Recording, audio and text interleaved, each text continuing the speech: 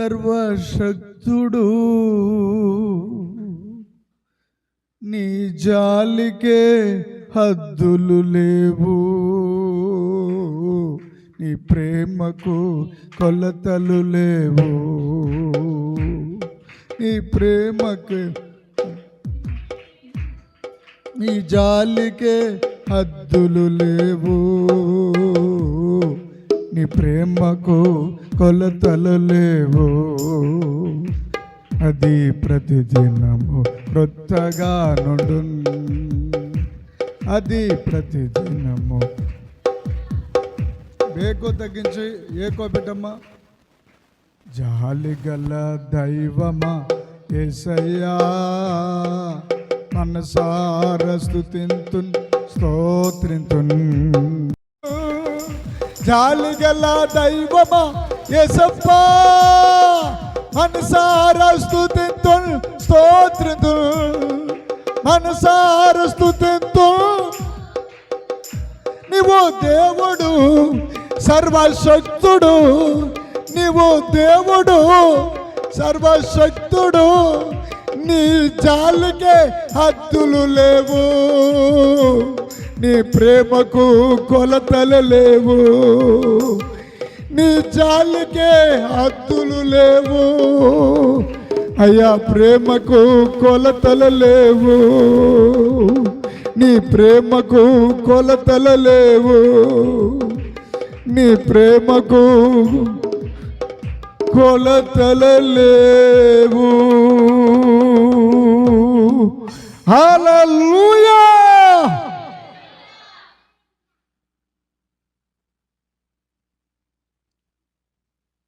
యోహాను శుభవార్త 8వ అధ్యాయము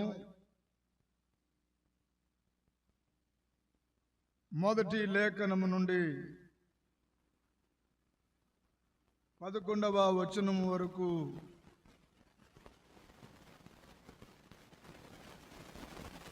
వచనం వెంబడి వచనము మనము ధ్యానం చేద్దాం.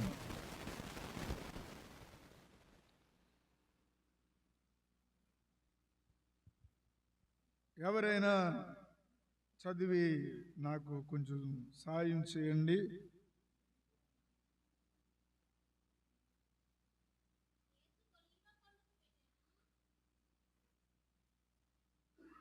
యేసు ఒలీవ కొండకు వెళ్ళెను. తెల్లవారగానే యేసు తిరిగి దేవాలయంలోనికి రాగా ప్రజలందరూ ఆయన యొద్దకు వచ్చిరి.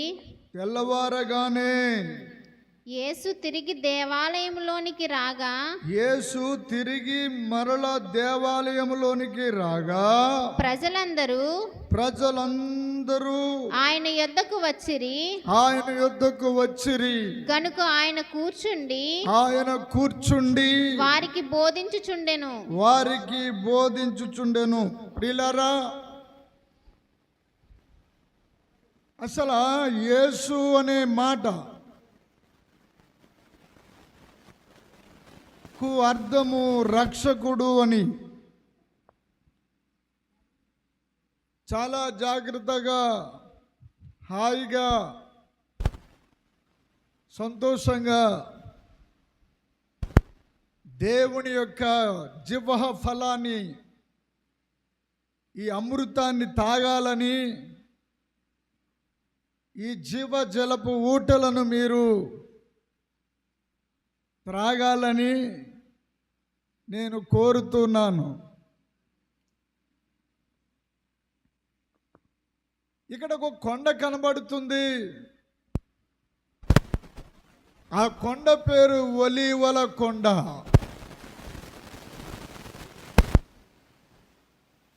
ఒలీవల కొండ అనగా ఒలీవల చెట్టు నుండి నూనె తీయబడతాయి.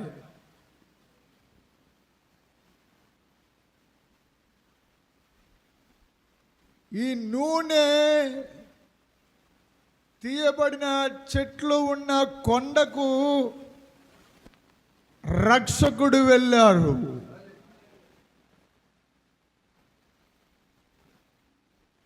ఆ తర్వాత అక్కడ ఆ రాత్రంతా అక్కడ కొండ మీదే గడిపి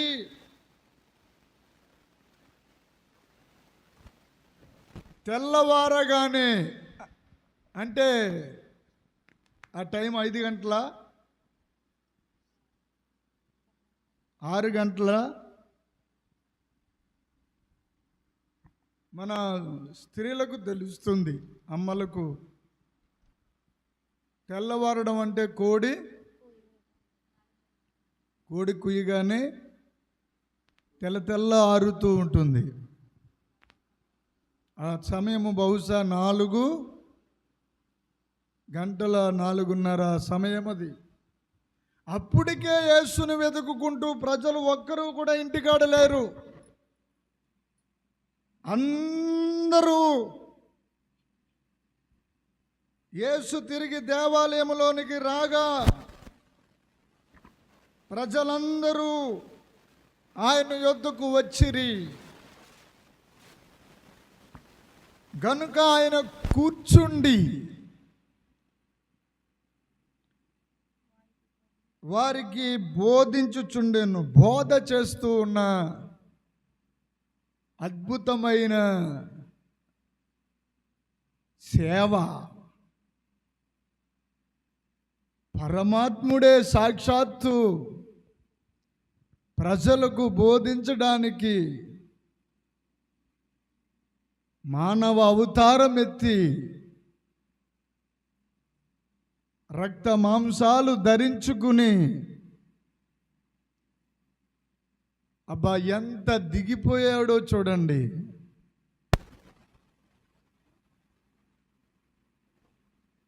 ఎంత దిగిపోయాడంటే దేవునితో ఉన్న మహిమను, ఆ ఔన్నత్యాన్ని, ఆ ఉందాతనాన్ని, ఆ ఘనతను, ఆయనకున్నటువంటి సర్వశక్తులన్నిటినీ వదులుకుని ఒక సామాన్య మానవుడుగా మీకు ముందు మీకు వివరిస్తాను. ఎంత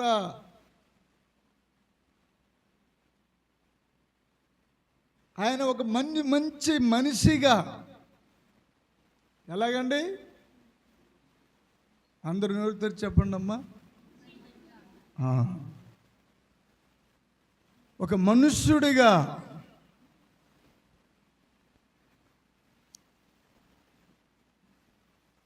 ఆయనకాయనే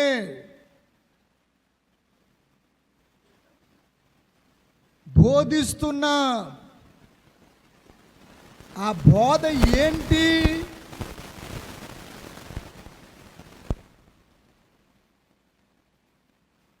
ఆయన 12 మంది శిష్యులు ఆయన గురించి బోధించారు. ప్రపంచంలో ఉన్నటువంటి మనమందరము కూడా ఆయన కొరకే బ్రతుకుతున్నాము, బోధించుచున్నాము. మరి ఆయన స్వయంగా ఆయనే బోధించుచున్న బోధ ఏమిటి?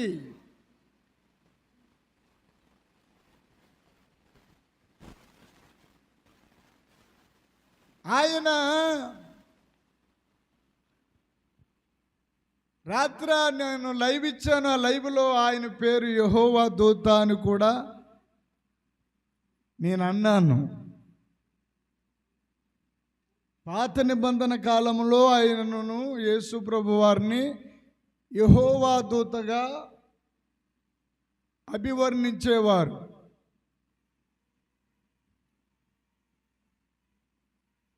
ఆయన ప్రపంచంలోనికి వస్తూ పోతూ ఉండేవారు.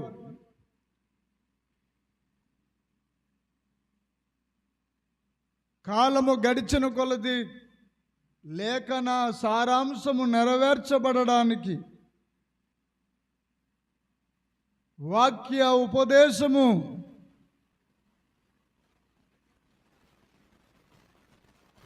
స్థిరపరచడానికి, ప్రవక్తల ద్వారా చెప్పినటువంటి సకల ప్రవచనములను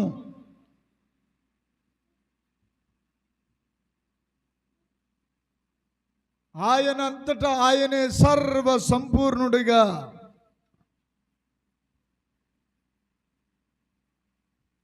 మానవుడుగా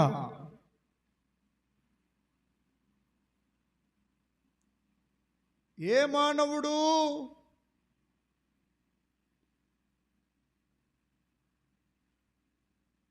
మానవుడు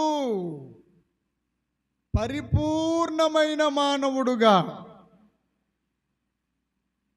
మీ చెవులు పెద్దవి చేసుకుని చాలా చక్కగా మీరు వింటే ధన్యులైపోతారు. మీరు గట్టిగా రెండు చేతులు ఎత్తి హల్లెలూయా చెప్దామా?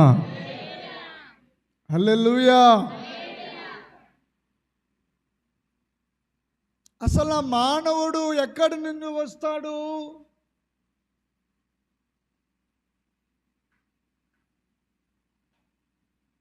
మానవుడు మానము నుండి వస్తాడు.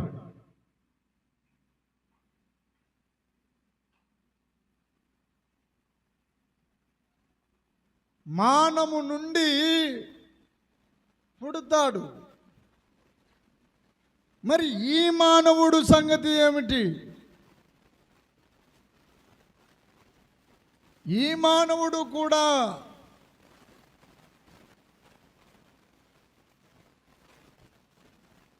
ఆత్మ సాక్షాత్కారము చేత అనగా పరిశుద్ధాత్మతో నిండుకొనిన అమ్మ మరియమ్మ గర్భములోనికి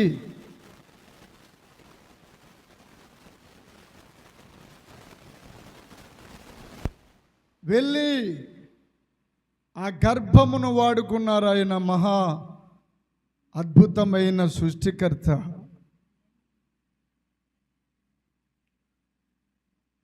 ఒకడంటాడు,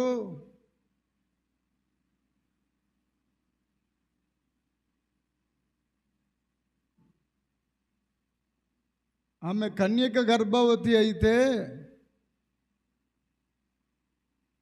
మరి ఆమె చనుపాలు తాగాడు కదా,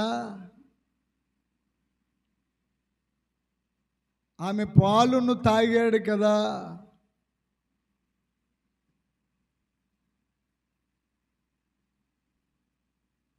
ఆయన పరిశుద్ధుడు ఎలాగవుతాడు అంటాడు ఒకడు. అర్థం పర్థం లేని మాటలు. నేనన్నాను,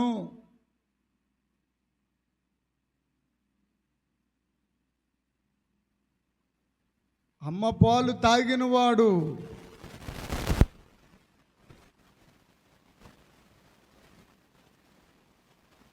జన్మ పాపము వాడిలోనికి వెళ్ళిపోతే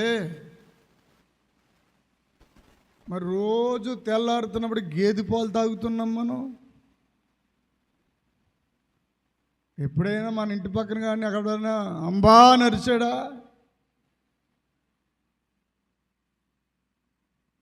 ఆవు పాలు తాగుతున్నాం.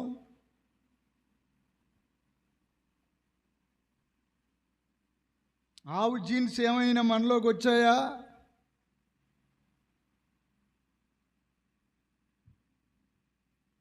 ఆ గేదె జీన్స్ ఏమైనా మనలోకి వచ్చాయా?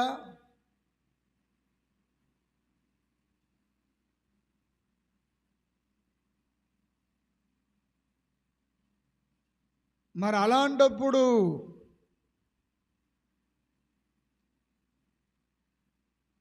ఆ తల్లి పాలు తాగిన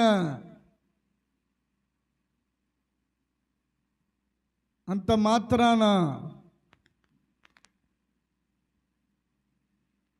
అతనిలోనికి పాపము ప్రవేశింప లేదు. ఎందుకంటే ఆ పిండము సాక్షాత్తు దేవదేవుని యెహోవా దేవుడు ఏర్పాటు చేసిన పిండమది.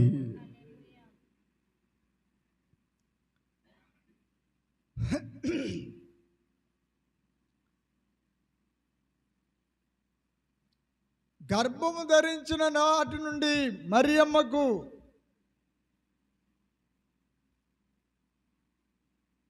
ఏటికి ఎదురెదడమే సరిపోయింది.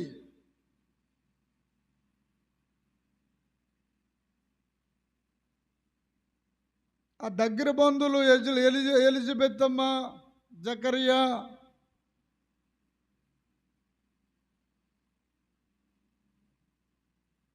గబగబా పరిగెత్తుకుని వచ్చి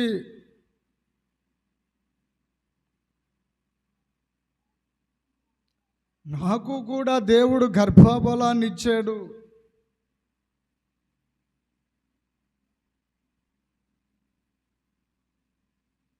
అని చెబితే వృద్ధాప్యంలో ఉన్నాము మాకెలా కలుగుతుంది అన్నట్లుగా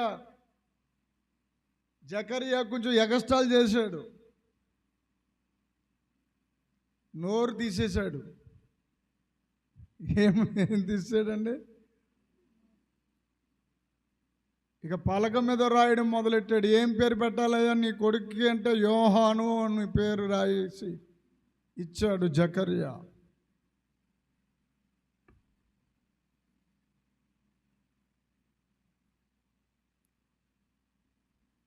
మరియమ్మ గారు అలా చేయలేదు. నేను పురుషుని ఎరగని దానినే, ఇది ఎలా జరుగుతుంది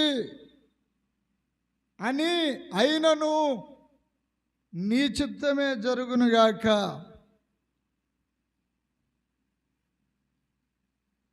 అని మాట్లాడి దయాపాప్తురాలైపోయింది. పరిగెత్తుకుని వచ్చిన మా ఎలిజబెత్ అమ్మ కడుపులో ఆ శిశువు ఈ మాట వినగానే గొంతులు వేస్తున్నాడంట. కడుపులో శిశువు యేసు మాట విని గొంతులు వేస్తున్నాడు. ఈ 8వ అధ్యాయంలో యేసు అన్న మాట కొంచెం పెద్ద అక్షరాలతో రాశారు.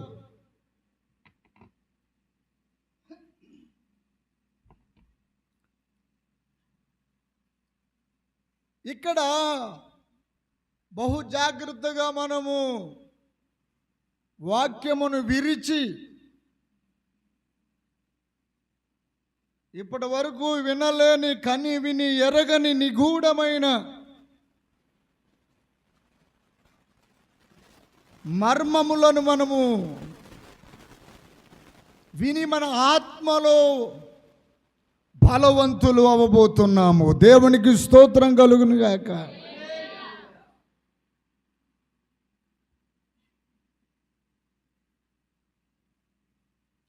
ఆదాము అవ్వలు అన్నప్పటికీ ఏం జ్ఞాపకం వస్తుందంటే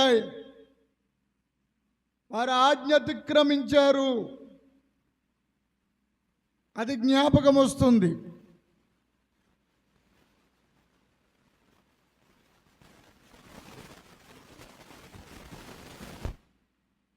ప్రజలందరూ వచ్చేసారు.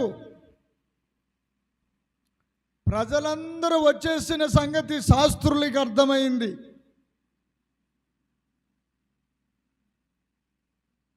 పరిచయులకు అర్థమైంది.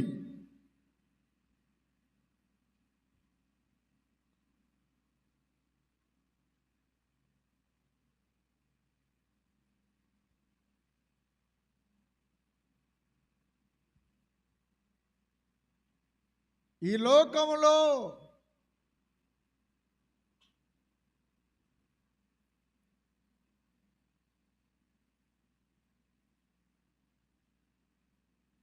పశువులకు ఒక కాలము పెట్టారు ప్రభువారు. జన్మ పునరుత్థానానికి, పుట్టుకకు ఒక కాలము, జంతువులకు, భూమి మీద ఉన్నటువంటి సకల జంతువులకు ఫలానా కాలములో అవి ఫలదీకరణము జరుగుతుంది.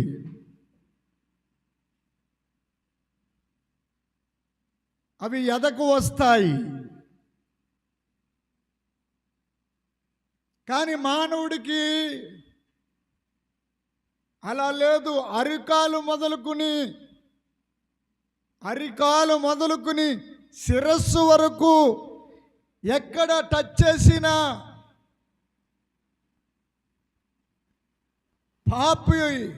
పాపిగానే ప్రవర్తిస్తాడు. అందుకే దావీదు అన్నాడు, నా తల్లి నన్ను పాపములోనే గర్భము ధరించింది, పాపములోనే నన్ను కన్నది. ఈరోజు చాలా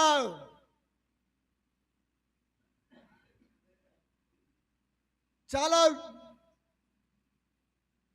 జటిలమైన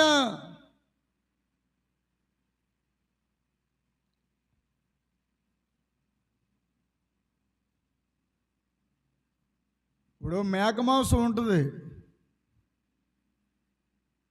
మేక మాంసం కొట్టించుకున్నప్పుడు మధ్య మధ్యలో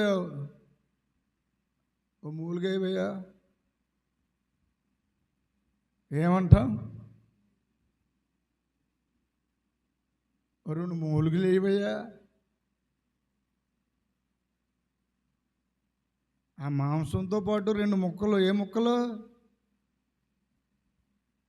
నోటికి కరిచిన ఎర్రగని,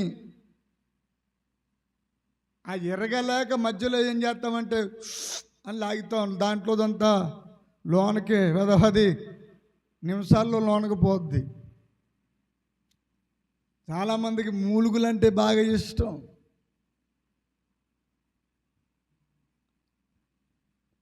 కొంతమంది ఏకంగా మేక కాళ్ళు చారు కాసుకుంటారు, మేక కాళ్ళు తెచ్చుకుంటారు.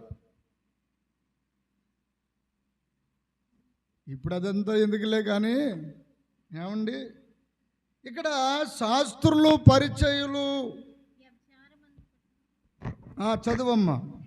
శాస్త్రులను పరిసయ్యులను వ్యభిచారమందు పట్టబడిన ఒక స్త్రీని తోడుకుని వచ్చి, వ్యభిచారమందు పట్టబడిన ఒక స్త్రీని తోడుకుని వచ్చి ఆమెను మధ్య నిలువబెట్టి ఆగు. ఎక్కడ నిలబెట్టారండి? మధ్య నిలవబెట్టబడింది. ఎవరా మధ్య? ప్రజల మధ్యలో నిలవబెడితే ఆయన పనేమో ఆయన చేసుకుంటున్నారు. ఎవరి పని? మహాదేవుడు, సర్వ సృష్టికర్త. కాలము సంపూర్ణమైనప్పుడు ఆయన భూమి మీదకి వచ్చి సువార్తను ప్రకటిస్తూ ఉన్నారు. ఆయన బోధించుచూ ఉన్నారు. వారికి బోధించుచూ ఉంటే వీళ్ళు డైరెక్ట్గా ఏమన్నారంటే, బోధకుడా, ఈ స్త్రీ వ్యభిచారము చేయుచుండగా పట్టబడెను. ఇందాకేమన్నారేమో, తోడుకుని వచ్చి ఆమె మధ్య తోడుకుని రావడం అంటే లాక్కుని వచ్చారు. ఇప్పుడేమో పట్టబడిందంట. అట్టి వారిని మళ్ళీ ఆగుతలేదు వాళ్ళు శాస్త్రులు. ఈ శాస్త్రులు పరిచయులు ఎవరంటే, మోసే ధర్మశాస్త్రాన్ని భుజాన వేసుకుని పెద్ద పోటుగాల్లాగా మోసేసి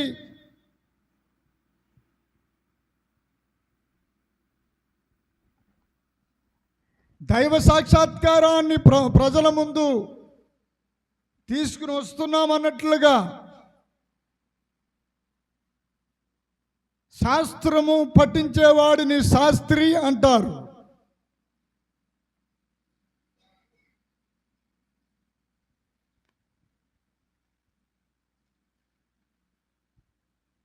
అట్టి వారిని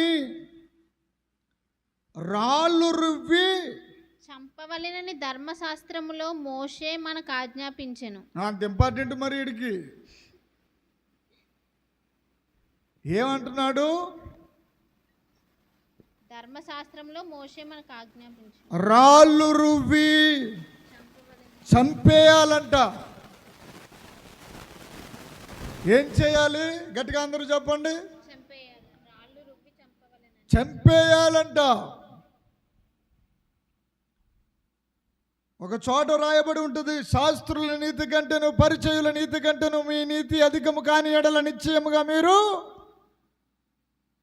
పరలోక రాజ్యము చేరరు. అంటే శాస్త్రులు, పరిచయులు, సద్దుకైలు చెప్తారు కానీ వారు చేయరు.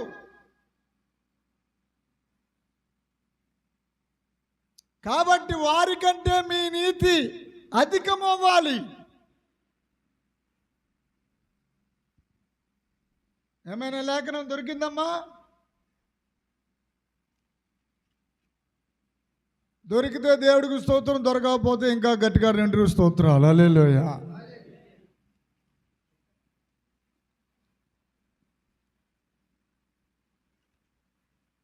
ఆ ముక్కలోకి వెళ్తే మనము ఈ ముక్క మింగిడి పడదు.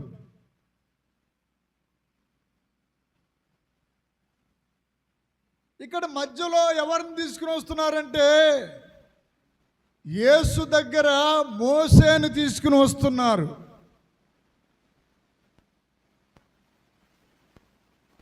మోసేను తీసుకుని వచ్చి మరలా ధర్మశాస్త్రములో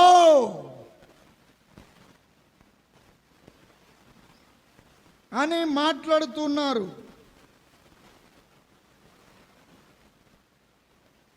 అయినను నీవేమి చెప్పుచున్నావని ఆయన నడిగిరి. ఏంటమ్మా మాట మళ్ళీ చదువు. అయినను నీవేమి చెప్పుచున్నావని ఆయన అడిగిరి. ఆయన మీద నేరము మోపవలెనని ఆయనను శోధించుచు.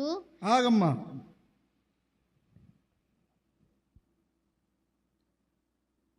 బోధకుడా, ధర్మశాస్త్రములో మోసే మనకు ఆజ్ఞాపించును కదా అని యేసును కూడా కలుపుకుంటున్నారు వాళ్ళు. మనకు ఆజ్ఞాపించును కదా.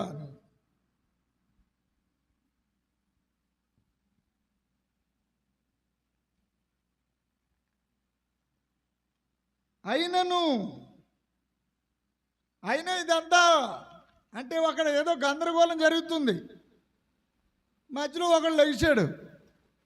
అయినను అసలు నీవేమి చెప్తావో చెప్పు అని ఆయనను అడిగిరి. అంటే అప్పుడు దాకా ఆయన ఏమైనట్టు మౌనముగా ఉన్నట్టే కదా. ఆ తర్వాత శాస్త్రులు, పరిచయులు యొక్క నిజ స్వరూపము 6వ వచనములో వ్రాయబడి ఉంది. ఆయన మీద నేరము మోపవలెనని. ఏమి మోపాలని? నేరము మోపవలెనని. ఇప్పుడు 6వ అనే సంఖ్య ఎవరిది? మనుష్యునిది. ఏమండి, ఏ రోజున మనుష్యుని చేశాడు దేవుడు? 6వ రోజున దేవుడు మనుష్యుని చేశాడు. ఆయన మీద నేరము మోపాలని. ఆయన అంటే ఎవరు ఇక్కడ? రక్షకుడు మీద నేరము.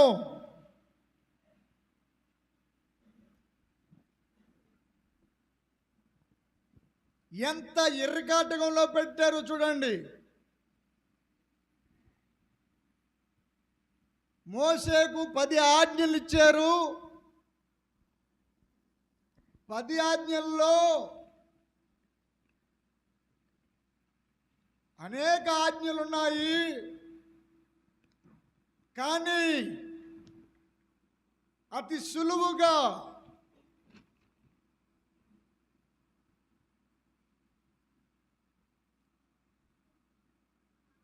చిన్నపిల్లలు మొదలుకొని ఒక వయసు ఇంచుమించు ఒక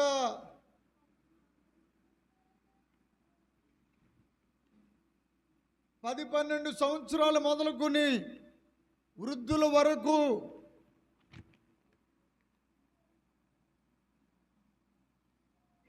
ఎవరు నేర్పబడ్డక్కర్ లేకుండానే ఈ పాప బీజము, ఈ వ్యభిచారపు తత్వము నవనాడులలోనికి వెళ్ళిపోయింది. ఇది సైతాను ద్వారా వచ్చినటువంటి పాపము. దేవుడు మహాపరిశుద్ధుడు. భూమి మీదకి వాడు పడిపోతున్నప్పుడు భూమి, పాతాళలోకము అరిచాయి, కేకలు వేశాయి, చెడిపోయాయి. భూమికి నోరుంది. అభిరాము, కోరహు, అభిరాము, దాతానులను నోరు తెరిచి మృంగాయ్ అనగానే అమంతాన మింగేసింది. ఆ నోటుతో ఏడ్చింది. ఈ చక్కటి భూమి మీద పరిశుద్ధులుగా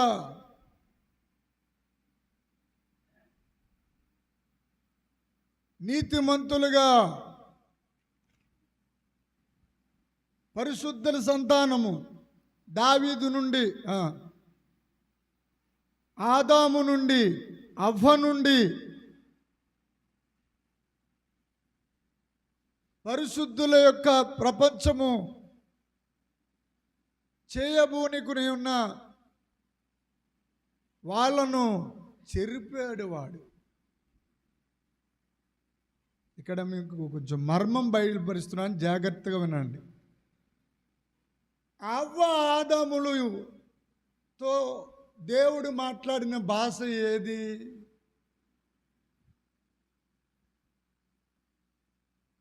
హెబ్రీ కాదు, గ్రీకు కాదు, లాటిన్ కాదు, తెలుగు అసలా కాదు. అవ్వ ఆదాములతో మాట్లాడిన భాష అన్య భాష. చప్పట్లు కొట్టి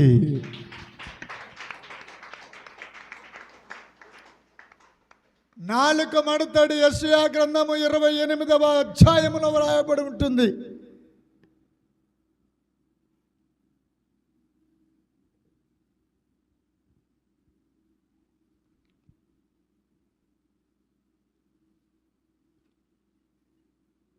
ఇరవై 11వ 12వ 13వ వచనము.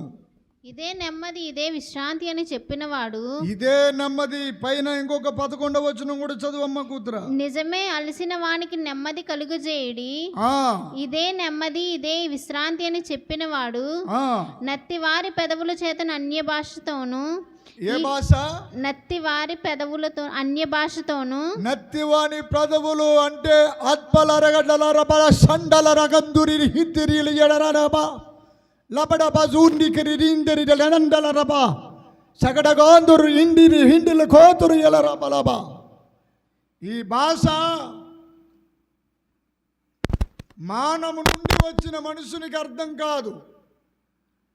తర్వాత ఈ జనులతోనూ మాట్లాడుచున్నాడు.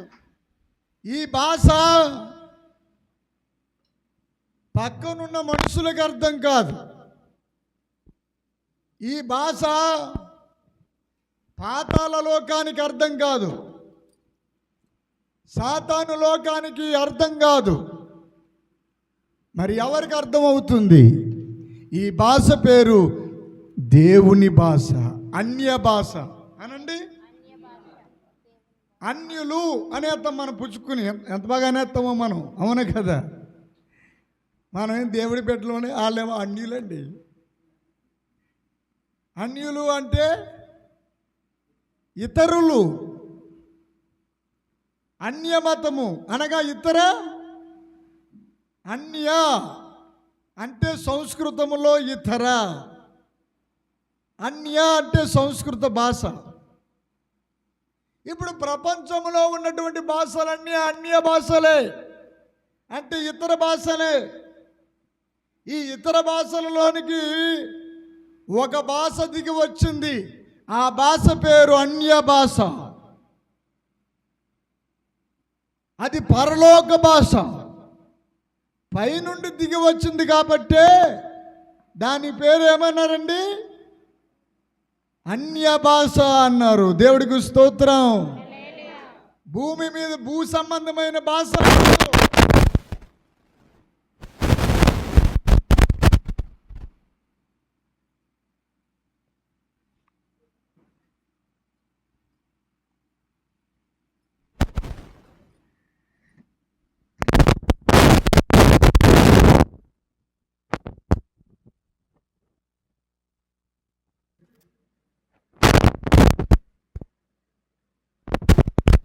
యోహాను సువార్త 6వ అధ్యాయము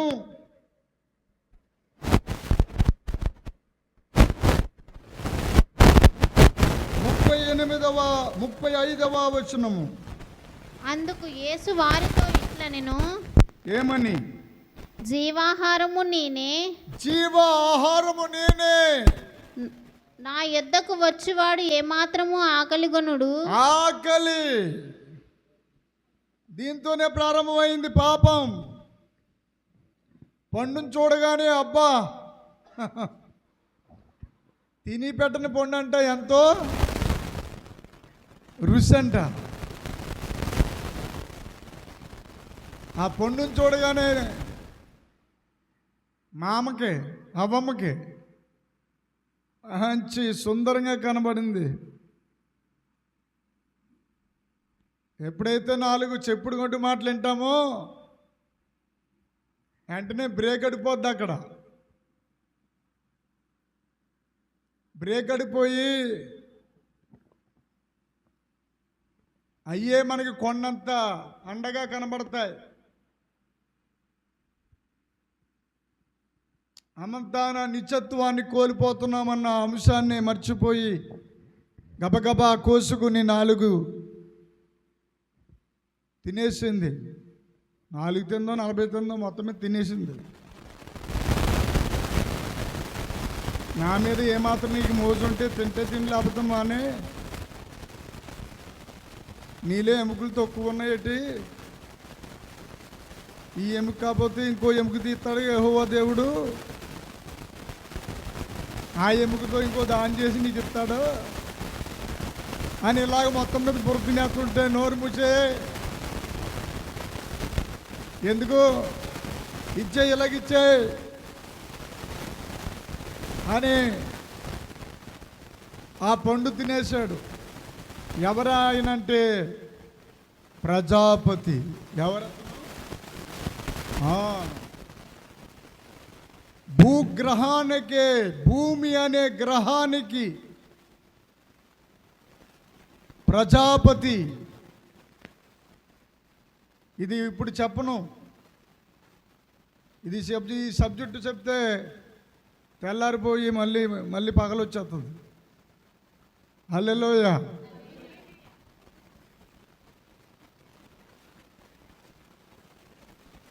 ఆయన 33వ వచనంలో కూడా పరలోకము నుండి దిగివచ్చి లోకమునకు జీవమునిచ్చినది దేవుని గ్రహించు ఆహారమై ఉన్నదని మీతో నిశ్చయముగా చెప్పుచున్నానని వారితో చెప్పాను. అద్భుతం, అద్భుతం, అద్భుతం. దేవుడు అనుగ్రహించు ఆహారమై ఉన్నదని లోకమునకు జీవమునిచ్చు నది దేవుడు అనుగ్రహించు ఆహారము ఏది? పరలోకము నుండి. నా తండ్రియే పరలోకము నుండి వచ్చుచున్న నిజమైన ఆహారము మీకు అనుగ్రహించెను. యేసు అంటాడు, పరలోకముని వచ్చు ఆహారమును మోసే మీకు ఇయ్యలేదు. అది ఇందాక మోసే గురించి మాట్లాడారు కదండి, శాస్త్రులు పరిచయులుని. ఆ శాస్త్రులు పరిచయులు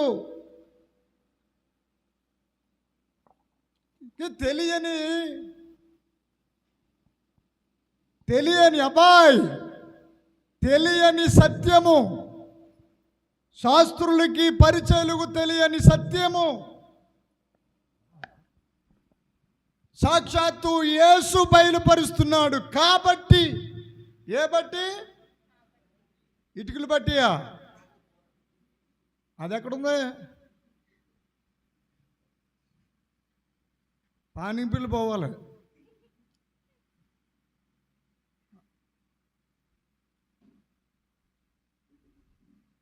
అంటే భుజించుటకు పరలోకము నుండి ఆయన ఆహారమును వారికి అనుగ్రహించునన్ను మాట వ్రాయబడినట్లు మన పితరులు అరణ్యములో మన్నాను భుజించిరి అని ఆయనతో చెప్పిరి. వీళ్ళు ఎంతసేపు భూమి మీద ఉన్న అన్నం కోసమే కొట్లాడుతున్నారు ఇక్కడ కూడా.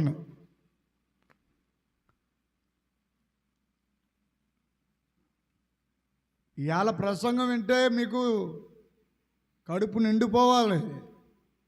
కడుపు నిండిపోద్ది. మళ్ళీ ఇంటికి వెళ్ళాక ఈ ప్రసంగం ఎప్పుడు లైవ్ ఎప్పుడు యూట్యూబ్లో పెడతారా, మళ్ళా ఎప్పుడు విందామా అని అనిపిస్తుంది మీకు.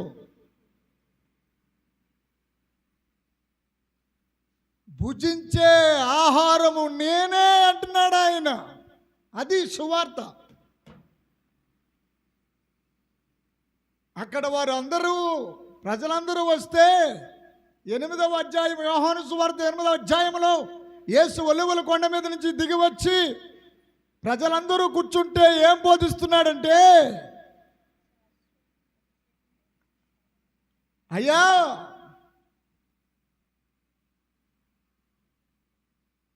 నేను పరలోకము నుండి వచ్చు ఆహారము, నా తండ్రియే పరలోకము నుండి వచ్చు నిజమైన అది అండర్లైన్ చేయండి పెన్నుతో, నిజమైన ఆహారము మీకు అనుగ్రహించుచున్నాడు. ఈ ఆహారము తింటే చావరు, ఎందుకంటే జీవ ఆహారము నేనే గనుక. ఏ మాత్రము ఆకలి కొనడు. నాయందు విశ్వాసముంచువాడు ఎన్నడూ తప్పికొనడు.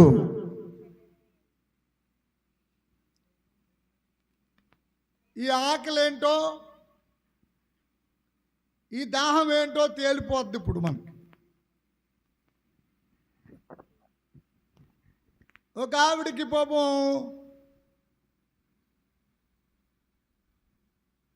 ఆకలేసింది. శారీర సంబంధమైన కోరిక అనే ఆకలి. ఒక ఆవిడికి దాహం వేసింది. శరీర సంబంధమైన కోరిక, వాంఛ అనే దాహం వేసింది. ఆవిడ్ని తీసుకొచ్చి మధ్యలో నిలబెట్టారు. ఇప్పుడు చెప్పాలి,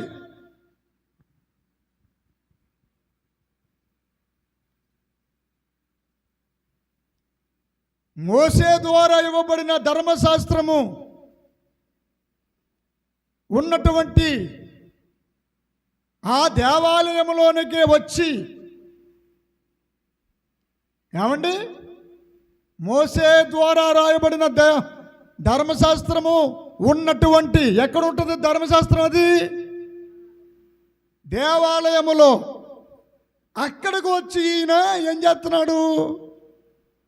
బోధ చేస్తున్నాడు. ఆయన మీదకు నేరము మోపాలని.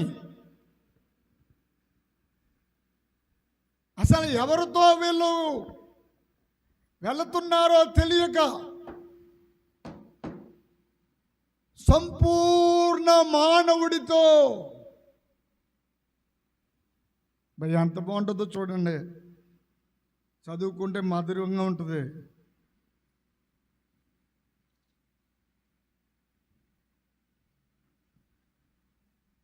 అలా అడిగిరి ఆయనను శోధించుచు ఏం చేస్తున్నారు ఇక్కడ? అసలు యేసు ప్రభువారికి 40 రోజులు 40 రాత్రులు ఉపవాసం ఉండగానే ఎవడొచ్చేసాడు? వచ్చేసాడు. ఏం చేస్తున్నాడు? శోధించేశాడు. యేసయ్యని ఏం చేశాడు? శోధించేస్తే వాడికి శరీరం లేదు. ప్రసంగం అద్భుతంగా ఉంటుంది, మెసేజ్ అంటే మరి దమ్ బిర్యానీ తిన్నట్టు ఉంటుంది. వాడికి శరీరం లేదు, ఆత్మ మాత్రమే ఉంది సైతాను గాడికి. అందుకు కనుక దేవుడు ఏమన్నాడంటే, నీ ప్రభువైన యెహోవాకు మ్రొక్కుము, సాతానా నన్ను శోధించొద్దు పో అంటే పోయాడు.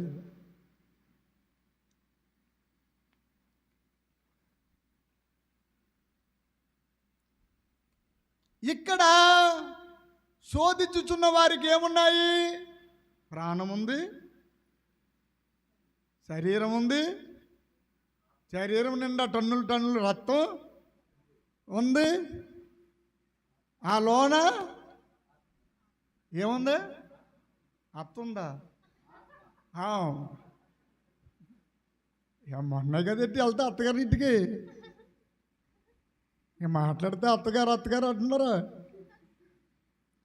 సరదాగా అన్నాను. దేవుడికి స్తోత్రం, హల్లెలూయా. పెళ్ళైన కొత్తలో నేను అలాగే అత్తమని దగ్గరే ఉందని వెళ్ళిపోతుండేవాడిని. పొద్దున్న వచ్చేవాడిని, ఇక రాను, ఇంకా 4 రోజుల దగ్గర రాను అనేవాడిని. ఎంతో వీడుకోలు చెప్పుకున్నట్టుగా ఆ మలుపు దాకా వచ్చేవాడిని, వెనక్కి తిరిగి. సరే అయితే వెళ్ళు, చూసి వాళ్ళు కూడా రోజు వచ్చేస్తాడని అనుకుంటారు అన్నట్టుగా అనలేదు, కానీ అన్నట్టుగా పెట్టేది ఫీలింగ్ మా పాటరమ్మ. 1 గంట అయ్యేది, 2 అయ్యేది, 3 అయ్యేది, 4 అయ్యేది, వెంటనే సైకిల్ మళ్ళీ తామరపిల్లి తిరిగేసింది. వాళ్ళకి ముందే తెలిసిపోయేది ఆయన వచ్చేస్తాడని చెప్పి. బాగా అప్పుడు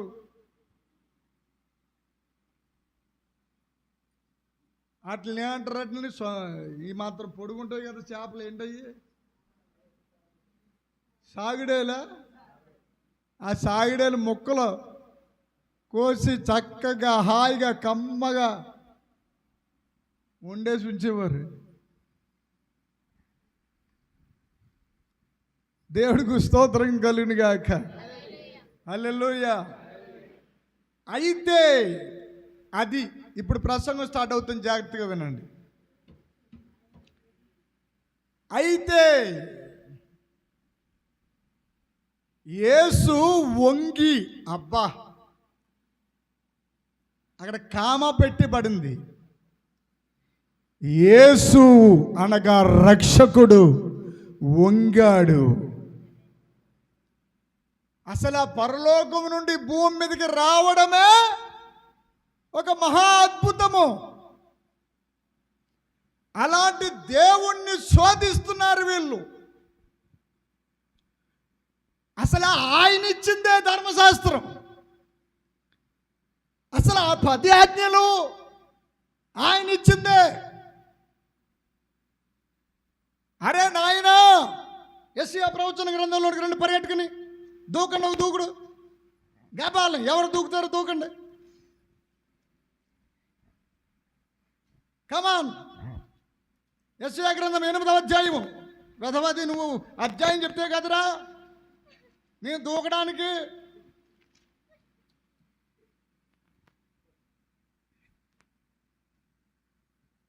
యెషయా ప్రవచన గ్రంథము 8వ అధ్యాయము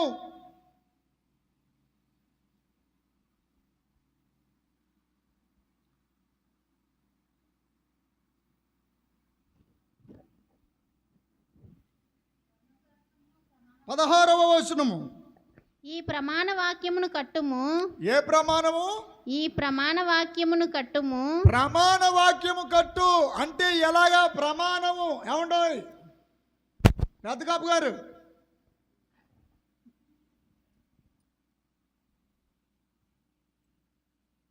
చాలా ఎలక్ట్గా ఉన్నారు ఇవాళ. మా ప్రసన్న గారు మామూలుగా లేరు ఇవాళ, ఒకసారిగా ఉన్నారు తెలుసండి. అక్కడ పైరప్ప కిందరప్పని అసలు ఎట్టి పరిస్థితుల్లో రాజీ పన్నెత్తలు తీయాలి ఆయన. స్తోత్రం. ఇప్పుడు గోడ కడుతున్నప్పుడు ఆ గోడ ఇటుకల మీద ఇటుక పేర్చి సిమెంట్ పామి ఏం పెడతామండి మనం? ఇలా లోవుగా ఉండి రౌండ్గా ఉండి కొంచెం గట్టిగానమ్మా వడంబం. కానీ దేవుడు దాన్ని బైబిల్లో ఏం రాశాడంటే మట్టపు గుండు అన్నాడు. ఆ గోడ ఎక్కడైనా తిన్నగా ఒక ఇటుకి పైకి వచ్చి ఒక ఇటుకు లోనికి వెళ్ళి ఒక ఇటుకు పైకి వచ్చు అలా వస్తే ఏం చేస్తారు మేస్త్రులు? పాపం జాలిపడి ఎర్రవపోక బయటకు వచ్చేసావే, నిన్ను అలాగే పెట్టేసి చిమ్మిడి పామేస్తాను అని కళ్ళంటా నీళ్ళు తుడుచుకుంటూ ఆ గోడంతా కట్టామనుకోండి, ఆ ఇంటికెళ్ళ హస్బెండ్ ఏమో అంటాడు, అదేంటయ్యా అలా కడుతున్నావు, ముందు ఆ గొప్పులన్నీ నరికేస్తాయి కానీ కుదరదు. ఏంటి తీచేయి, ఆ ముక్క తీచేయి. చాలా మేస్త్రులు చాలా కష్టపడతారు తెలుసండి. ఇటుకిని మళ్ళీ దాంట్లో ఒక చోట ఈ పూర్తిగా ఇటుక ఏమడతావు, ఆ ఇటుకని మళ్ళీ బద్దలు కొట్టాలరు దాంతో తాపీతోటి ముక్క బద్దలు కొట్టి దాంట్లో పెట్టి కాస్త సిమెంట్ వేసి పోసి గీసి అలా పామి ఇన్ని చేయాలి. అలాగా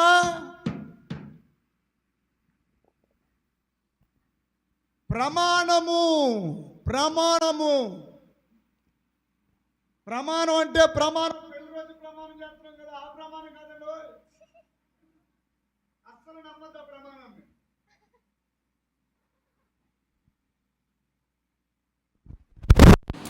వ్యాధి అందును రోగమందును బాధ ఎందును మైకు ఆగిపోయిందును హల్లెలూయా. ఈ ప్రమాణాలన్నీ అసలు నమ్మద్దు. స్తోత్రం చెప్పండి గట్టిగా, హల్లెలూయా. ఇప్పుడు ఆదాము మట్టా అవ్వమ్మ మట్టా?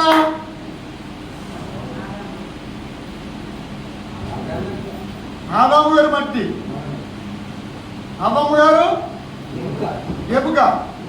ఈ రెండింటిని నేను ఏం చేశానంటే రోడ్డు మీద పెట్టాను. రోడ్డు మీద పెట్టినప్పటికీ పైనుంచి బొర్లు మీద వర్షం వచ్చేసింది. ఆ రెండాట్లు ఏది కరిగిపోతే చెప్పండి. మరి ఎముక ఏడాది పొడికి వర్షం కురిసేసరి ఇంచు కూడా కదలలేదు.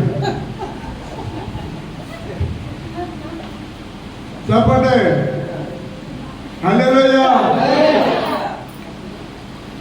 కానీ మట్టి మీద చెంబు నీళ్ళంటే మగోడంటే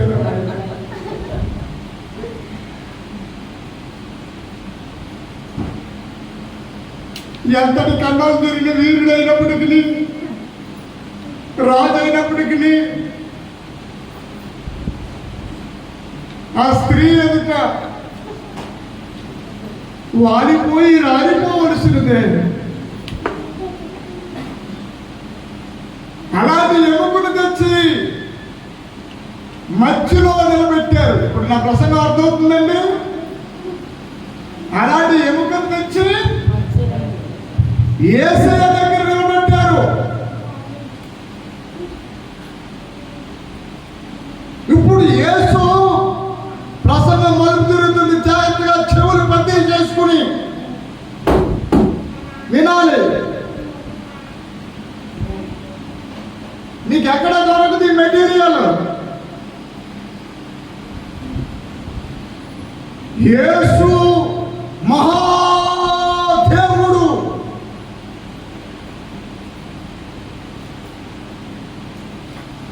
ఆ మహాదేవుడు ఏమంటున్నాడంటే ప్రమాణ వాక్యం కట్టు, ఈ బోధను ముద్రించి నా శిష్యులకు అప్పగింపుము.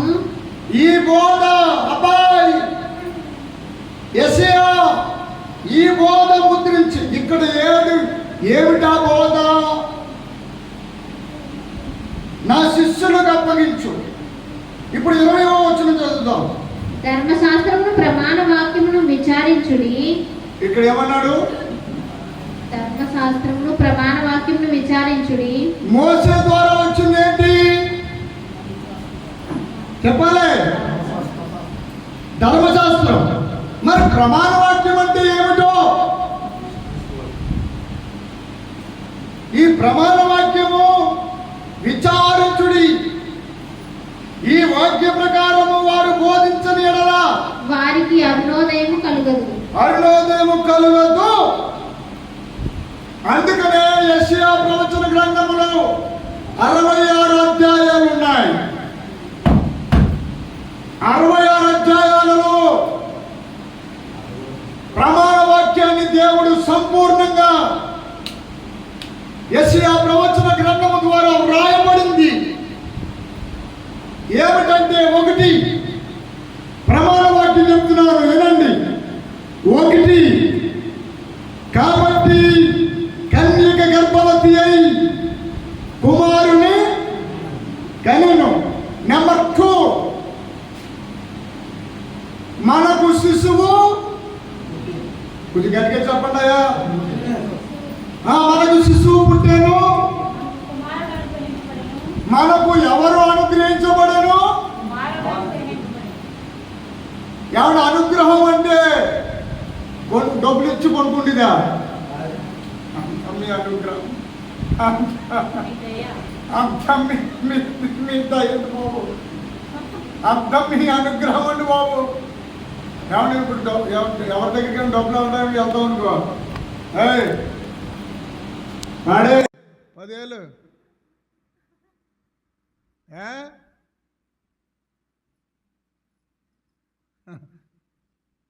అలాగంటే ఇస్తాడా? ఈపి విమానం మోతెక్కించేస్తాడు. అదే అడిగేటప్పుడు ఎలా అడగాలి? ఏమండి బాబు, మీ దయండి బాబు. మీ అనుగ్రహం అంటే ఏ గ్రహము? శని గ్రహం కాదు. మీ అనుగ్రహం అండి బాబు అంటే అప్పుడు పాపం ఎంత బాధలో ఉన్నాడో ఏంటో అని ఇస్తాడు. హల్లెలూయా. ఇచ్చాక మన మనుషుల లక్షణాలు ఎలా ఉంటాయో తెలుసా? తర్వాత పాప వాడికి ఏదో అవసరమై అడిగితే ఎత్తావు అంటే అవును ఇప్పుడు ఏంటంటున్నాను.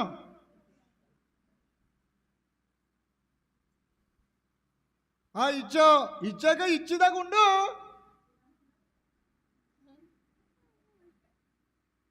హల్లెలూయా.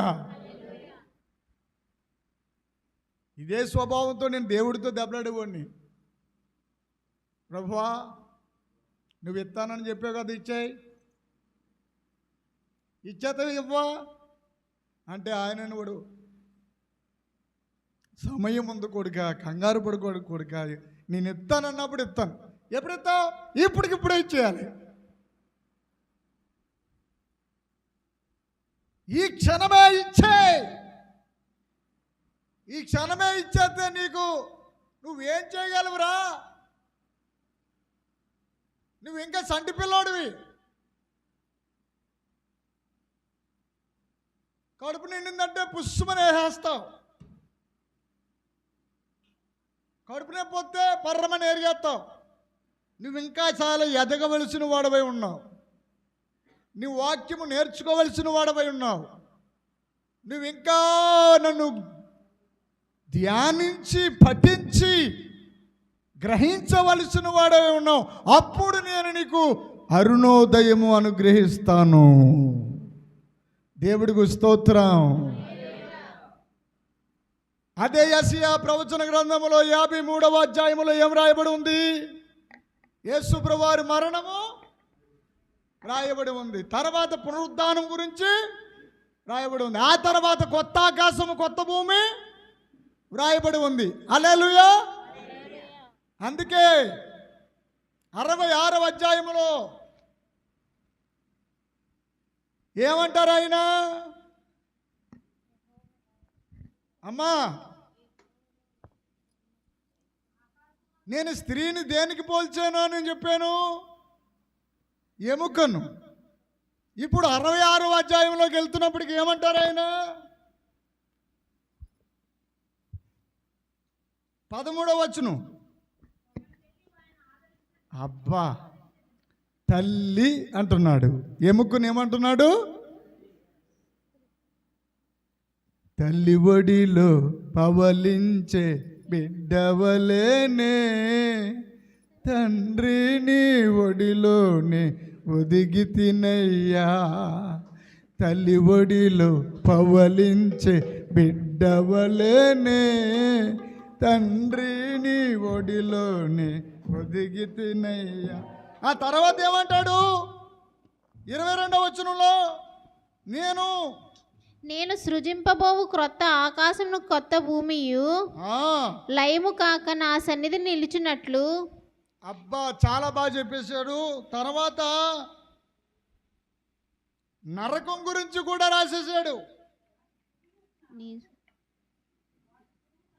24వ వచనం, వారు పోయి నా మీద తిరుగుబాటు చేసిన వారి కళేబరములను తేరు చూచెదరు. వాటి పురుగు చావదు, వాటి అగ్ని ఆరిపోదు, అవి సమస్త శరీరాలకు హేయముగా ఉండును.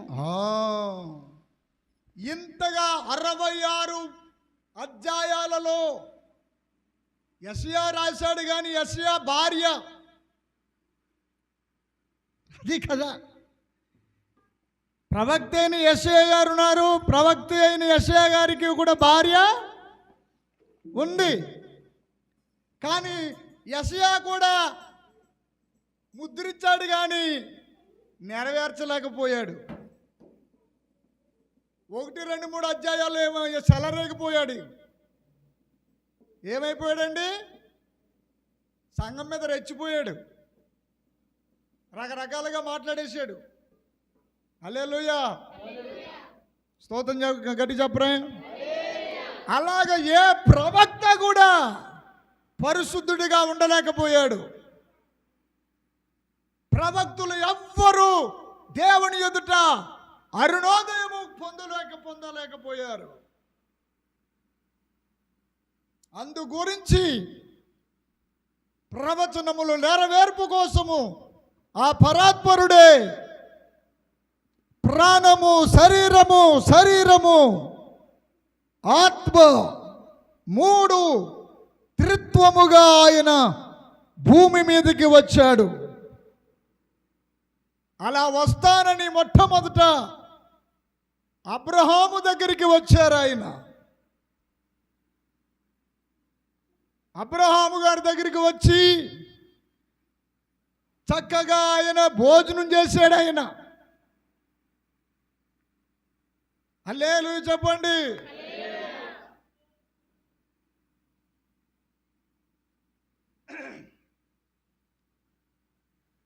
ఇప్పుడు 8వ అధ్యాయంలోనికి వెళ్దాం, ఎందుకంటే టైం అయిపోయింది కాబట్టి.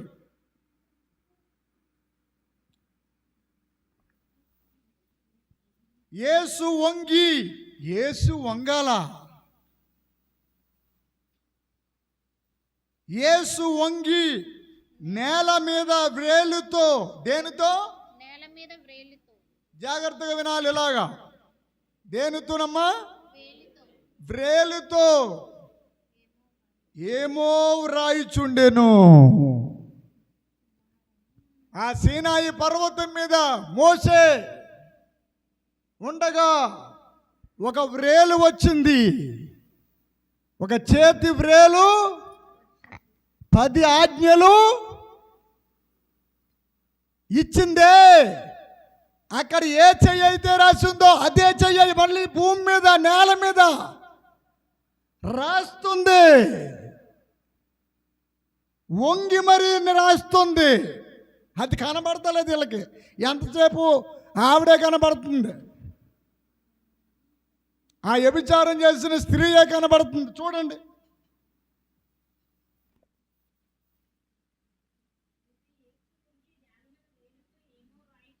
రాయిచుండేను. మైకులో చదువమ్మా.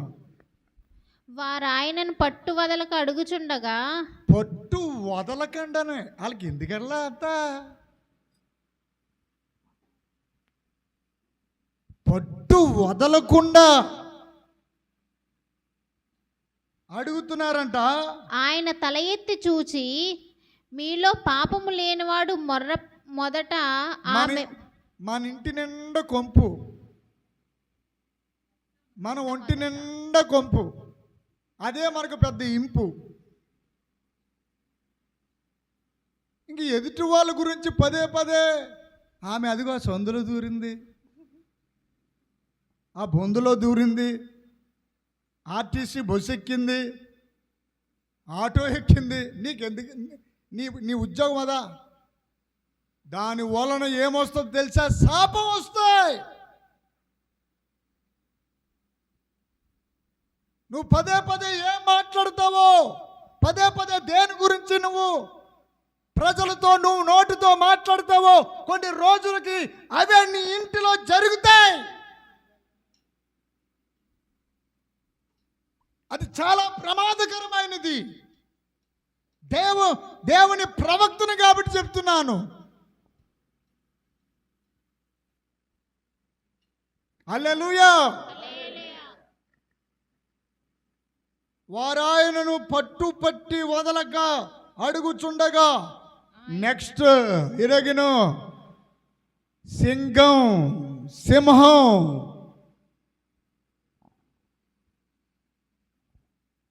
అడవిలో ఆడదాన్ని సింహం అంటారు. జూలుండి ఇలా ఇదుకుతి అంటదే, దాని పేరు సింహం. ఏంటి? మగదాని పేరు సింహం, ఆడదాని పేరు సింహము. ఇక్కడ సింహం లెగుస్తుంది, మామూలుగా ఉండదు. అరే, ఆయన తల ఎత్తి చూచి, అబ్బా, తల ఎత్తి అసలు ఆయన చూపు చూస్తే చాలు. హల్లెలూయా.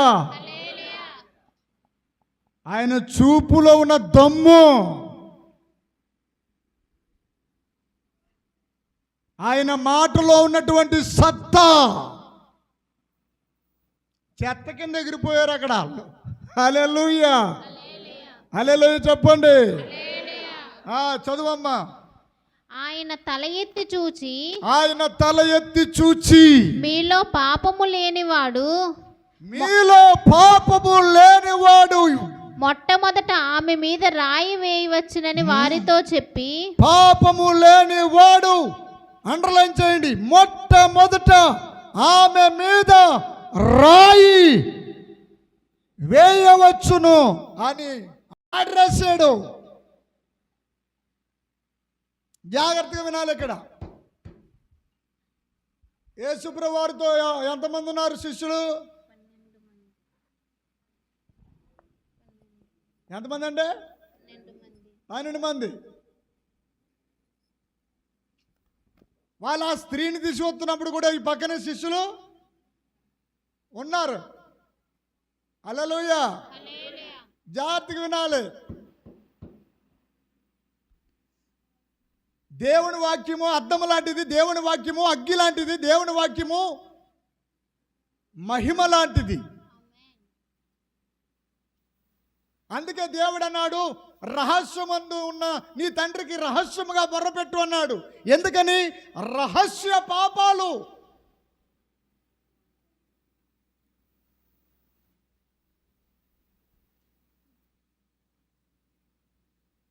వ్యామోహపు చూపు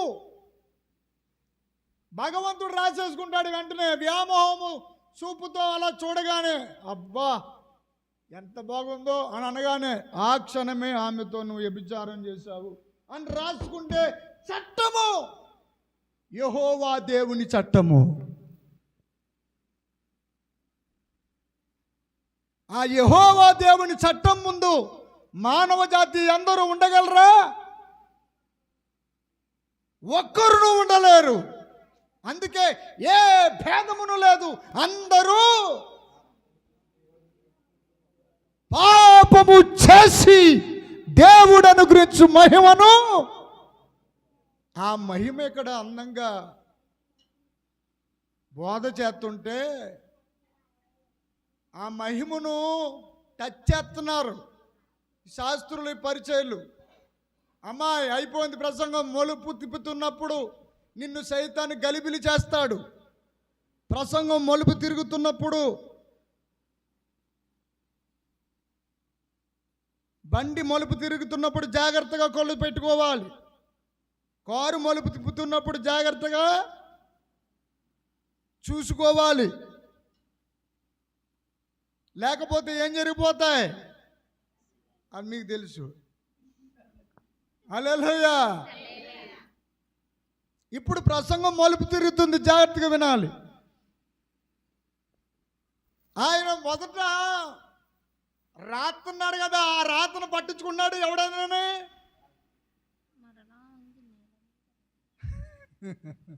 ఆయన రాస్తున్నాడు కదా, భూమి మీద, నేల మీద, మట్టి మీద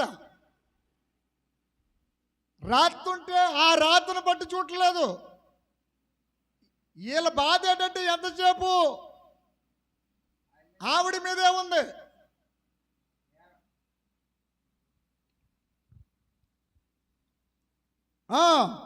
మరలా వంగి నేల మీద వ్రాయిచుండెను.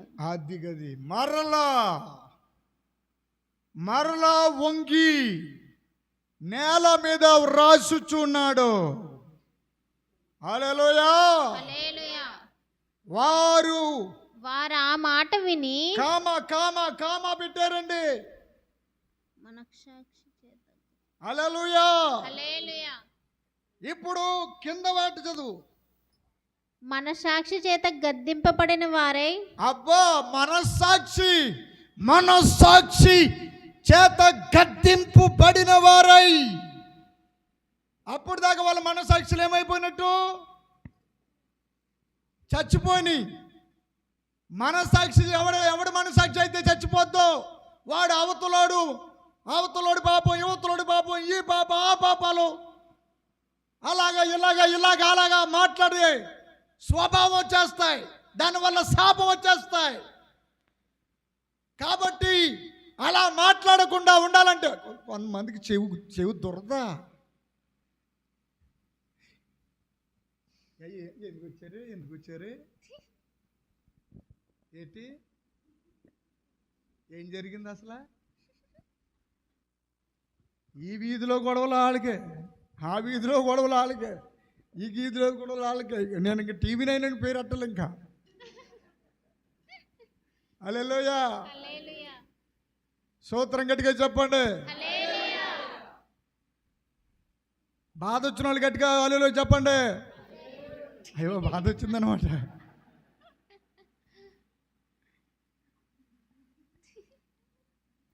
దేవుడు అప్పుడప్పుడు ఏం పెడతాడంటే కొంచెం మాంసంతో పాటు మాంసం ముక్క అది పళ్ళ మధ్యలో పడి కట్టుగా తగులుతుంది. జాగ్రత్తగా మాంసాన్ని తీసేసుకుని ముక్క బయట పడేయాలి. హల్లెలూయా. మరలా వంగి 2 సార్లు వంగాడు. ఇక్కడ నా వైపు చూడండి. ఎన్నిసార్లు వంగాడు? 2 సార్లు. చెప్పండి అల్లా. 2 సార్లు. గట్టిగా చెప్పండి. 2 సార్లు. హల్లెలూయా. మొదటిసారి వంగిన దాని పేరు సత్యం. మొదటిసారి వంగిన దాని పేరు ఏమిటి? సత్యం. మరలా 2వసారి వంగాడే, దాని పేరు కృప. కొట్టు చప్పట్లు. కృపామయుడా నీలోనా, కృపామయుడా నీలోనా నివసింపజేసి నందునా, ఇదిగో నా స్తుతుల సింహాసనం కృపామయుడా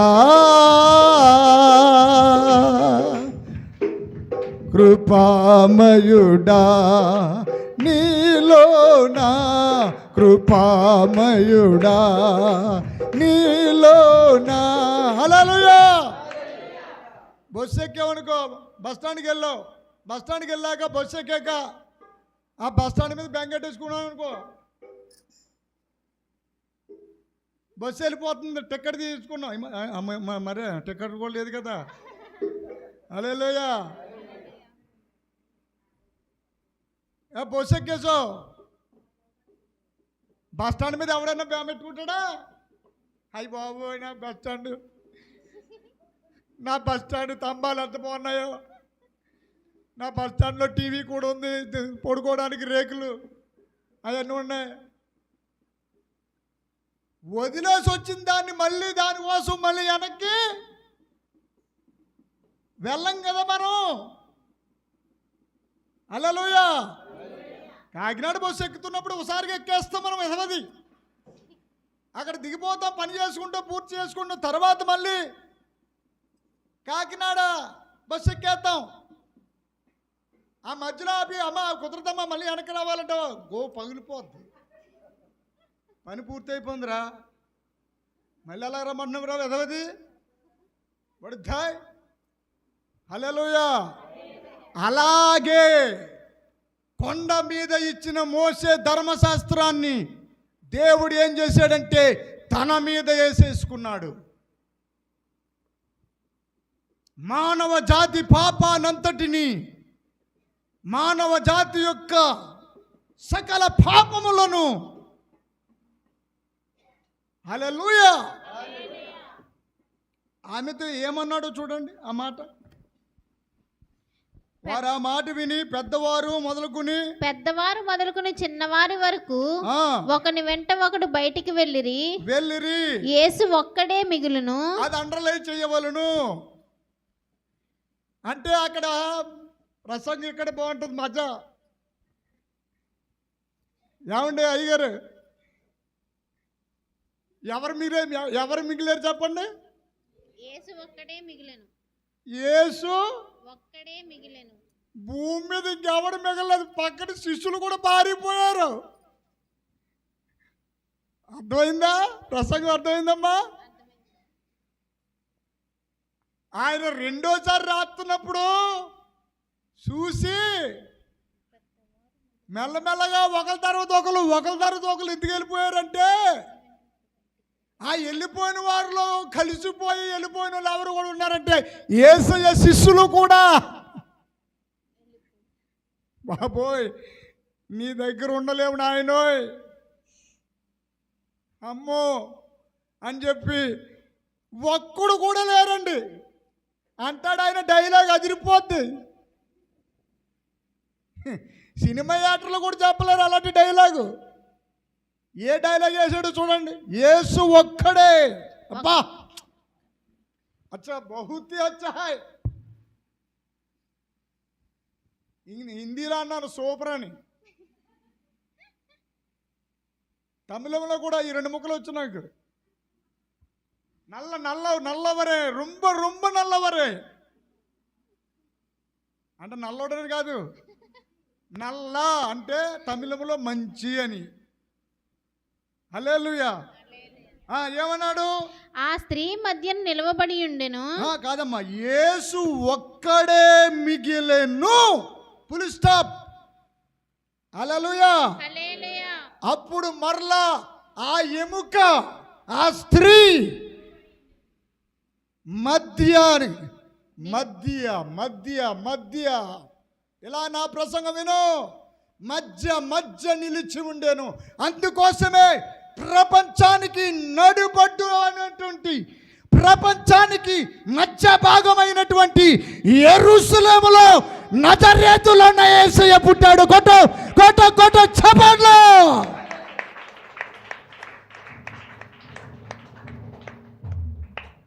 ఆంధ్రలో ఉన్న వాళ్ళు అదే పాపం చేస్తున్నారు, అమెరికాలో ఉన్న వాళ్ళు అదే పాపం చేస్తున్నారు. ఆస్ట్రేలియాలో ఉన్న వాళ్ళు అదే పాపం. ఏ దేశం వెళ్ళినా, ఎందుకు కాలాడినా, ఎక్కడ చూచినా ఈ శరీర సంబంధమైన శరీర కార్యాలు మానని పాపము, మానలేని ఈ పాపాల కోసము వీటిని ఏమన్నాడంటే మరణకరము కాని పాపములు అన్నాడు. ఏమన్నాడు? మరణకరము కాని ఈ పాపములకు క్షమాపణ ఉంది. మరణకరము కాని పాపం ఒకటి ఉంది, అది విగ్రహారాధన.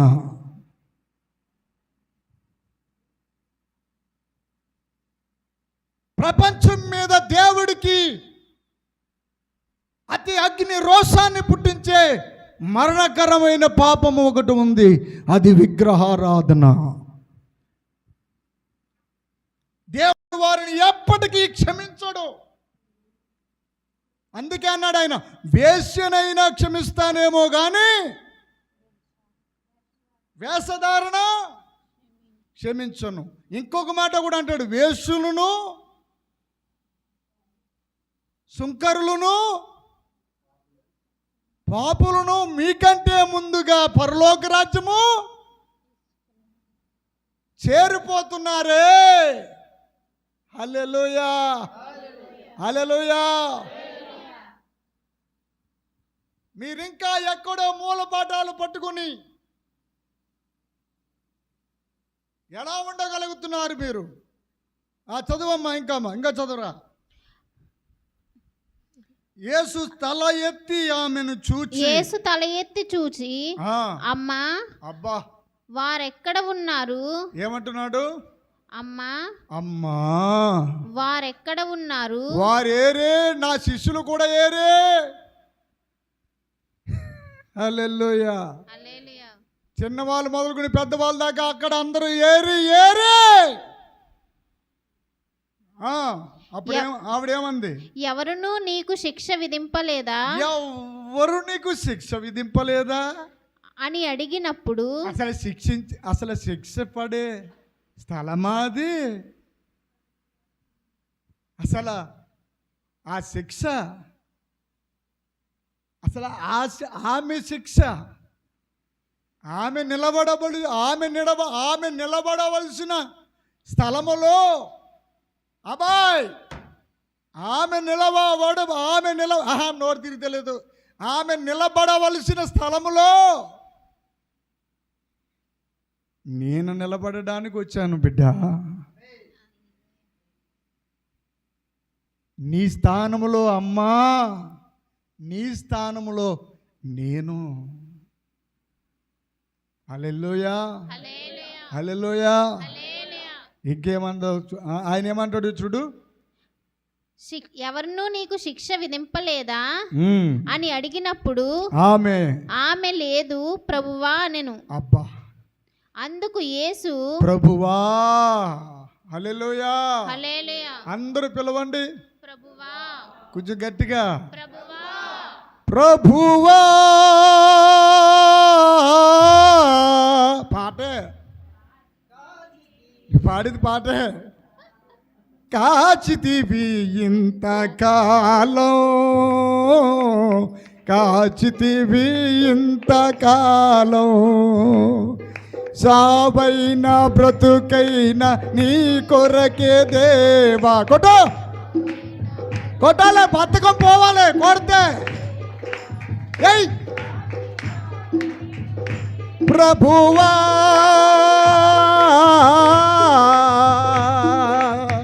పప్పలు ఉన్నాయి తండ్రి,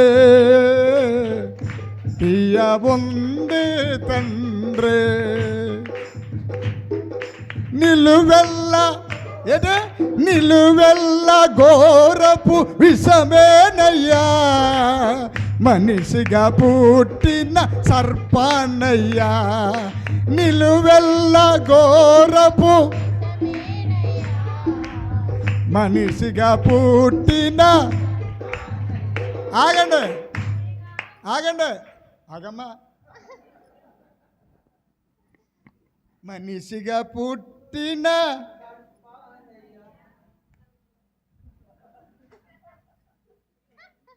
పాముకున్న లక్షణం ఏంటి?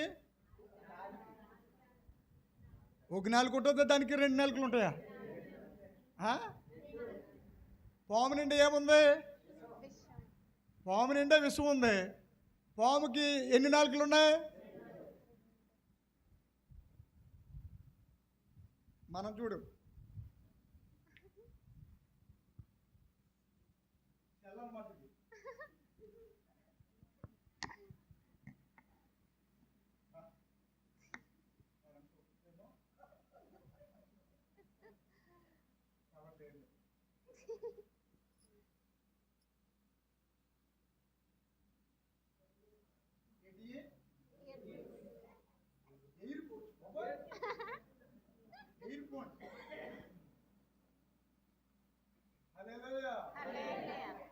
చెప్పండి.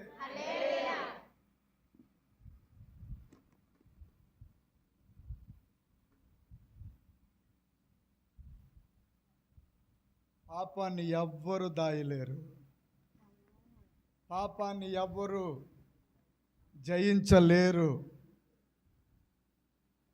నేను పాపాన్ని జయించాను అన్న మానవుడు ప్రపంచములో నాతో పాటు ఎవడు లేడు.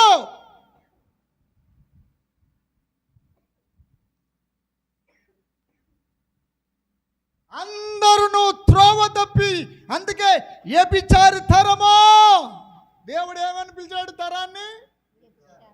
వ్యభిచార తరమా.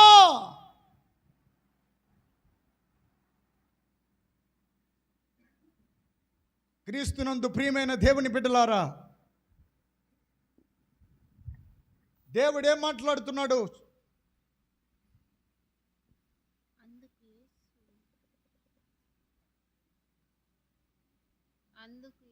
అందుకు యేసు నేనును నీకు శిక్ష విధింపను. ఇక్కడ పేరు మారిపోయిందమ్మా. ఇక్కడ పేరు ఏం పేరంటే, ఇందాక చెప్పాను నేను, మొదట వంగి అంటే మొదట వంగిన దాని పేరు ఏమిటన్నాను నేను? సత్యము. హల్లెలూయా. రెండోసారి మరలా వంగి అంటే మరలా ఆది సంభూతుడు మరలా వచ్చాడా లేదా? ఎబ్రీ గ్రంథము 6వ అధ్యాయము 6వ లేఖనము. ఆయన మరలా వచ్చి మరియు ఆయన భూలోకమునకు ఆది సంభూతిని మరలా రప్పించినప్పుడు, అదిగో ఆది సంభూతిని మరలా రప్పించినప్పుడు దేవుని దూతలందరూ ఆయనకు నమస్కారం చేయవలనని చెప్పుచున్నాడు. నోరు మూసుకుని నమస్కారం చేస్తున్న దేవదూతలు, దేవుడికి స్తోత్రం చెప్పండి. హల్లెలూయా, హల్లెలూయా. ఎందుకోసమో తెలుసా? అది కూడా చెప్పి నేను ముగిస్తాను. అందుకు యేసు నేనును నీకు శిక్ష విధింపను. అది అండర్లైన్ చేసుకోండి, శిక్ష విధింపను. అక్కడ చుక్క పెట్టి మళ్ళీ కామ పెట్టారు. శిక్ష విధింపను. హల్లెలూయా.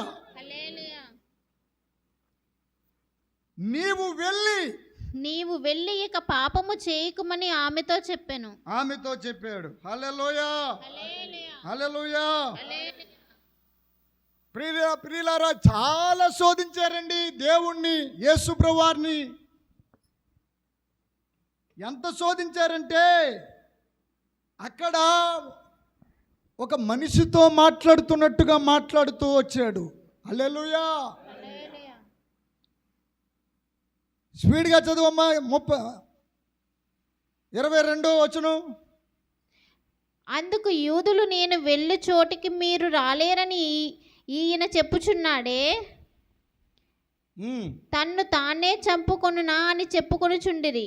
అంటే 21వ వచనంలో ఏమన్నాడంటే, ఆయన నేను పోగుచున్నాను, మీరు నన్ను వెదుకురు గాని మీ పాపములోనే ఉండి చనిపోవుదురు. మీ పాపములోనే ఉండి చచ్చిపోతారు. నేను వెళ్ళి చోటికి మీరు రాలేరని వారితో చెప్పాడు. అందుకు యూదులు నేను వెళ్ళి చోటికి మీరు రాలేరని ఈయన చెప్పుచున్నాడే. అప్పుడు ఆయన, మీరు క్రింది వారు, నేను పై నుండి వాడను.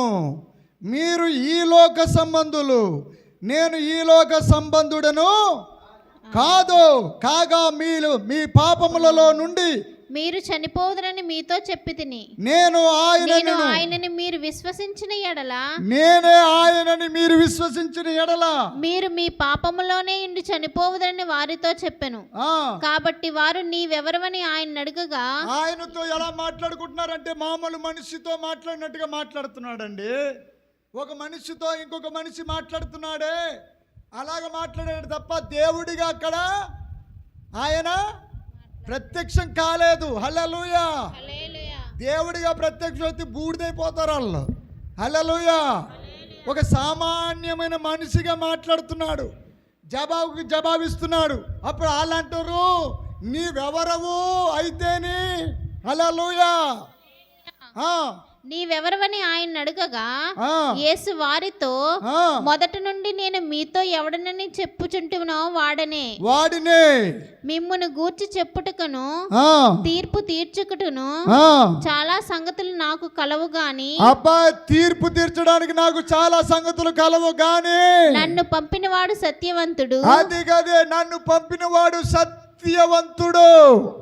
నేను ఆయన యొద్ద వినిన సంగతులే లోకమునకు బోధించుచున్నానని చెప్పెను. అది దేవుడు నాకు ఏమైతే అప్పగించాడో అవే మాటలు నేను మీకు అప్పగిస్తున్నాను. తండ్రిని గూర్చి తమతో ఆయన చెప్పినని. కావున యేసు మీరు మనుష్య కుమారుని పైకెత్తినప్పుడు, ఇక్కడ జాతికి వినాలి. కావున మీరు మనుష్య కుమారుని పైకెత్తినప్పుడు అనగా నన్ను మీరు పైకి ఎత్తినప్పుడు, ఎప్పుడు సిలువ మీదకి పైకి అనగా సిలువ మీదకి ఎత్తుతారే అప్పుడు నేనే ఆయనననియు నా అంతట నేను ఏమీ చేయక తండ్రి నాకు నేర్పినట్టు ఈ సంగతులు మాట్లాడుచున్నానని మీరు గ్రహించెదరు. నన్ను పంపినవాడు నాకు తోడై ఉన్నాడు. గట్టిగా చప్పట్లు కొట్టే హల్లెలూయా, హల్లెలూయా. ఆయనకిష్టమైన కార్యము అదే. ఆయనకిష్టమైన కార్యము ఏమిటో తెలుసా? క్షమించుట. హల్లెలూయా. ఎక్కడ ప్రారంభమైంది క్షమించుట? ఎక్కడ ప్రారంభమైందండి? సిలువలో ప్రారంభమైంది. ఆ పక్కనున్న దొంగనేమన్నాడు? నేను నిన్ను నేడే నాతో కూడా పరదేశం వచ్చేస్తావు. నెవర్. నీ పాపాలు మూట నాకు అవసరం లేదు, నా భుజం మీద వేసేసుకున్నాను. నీ అతిక్రమాలు, నీ అక్రమాలు, నీ పాపములు అన్నిటినీ నేను మోస్తున్నాను. అందుకే నా పేరు కృపా సత్య సంపూర్ణుడు. హల్లెలూయా. యేసయ్య పేరు ఏంటి చెప్పండి? కృపా సత్య సంపూర్ణుడు. హల్లెలూయా. హల్లెలూయా చెప్పగట్టుగా. అందుకోసమే దేవుడు మనకి బల్ల కార్యక్రమం పెట్టారు. ఎందుకు పెట్టవలసి వచ్చిందంటే, బల్ల కార్యక్రమం 30వ వచనం చదువమ్మా. నన్ను ఒంటరిగా విడిచిపెట్టలేదని చెప్పును. ఆయన ఈ సంగతులు మాట్లాడుచుండగా అనేకులు ఆయన యందు విశ్వాసం ఉంచిరి. అదిగో జరిగింది, అది జరుగుతా విశ్వాసం ఉంచారు. హల్లెలూయా, హల్లెలూయా, హల్లెలూయా. హల్లెలూయా. మొదటి యోహాను రండి. మొదటి యోహాను